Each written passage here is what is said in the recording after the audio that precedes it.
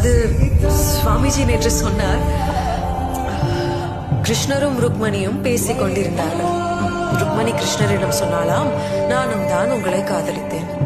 இருப்பினும் ஏன் தோன்றுகிறது, உங்கள் மனைவியாக இல்லாமல் காதலியாக இருந்திருந்தால் நன்றாக இருந்திருக்கும் என்று. கிருஷ்ணரும் இதே கேள்விதான் கேட்டாராம், ஏன்?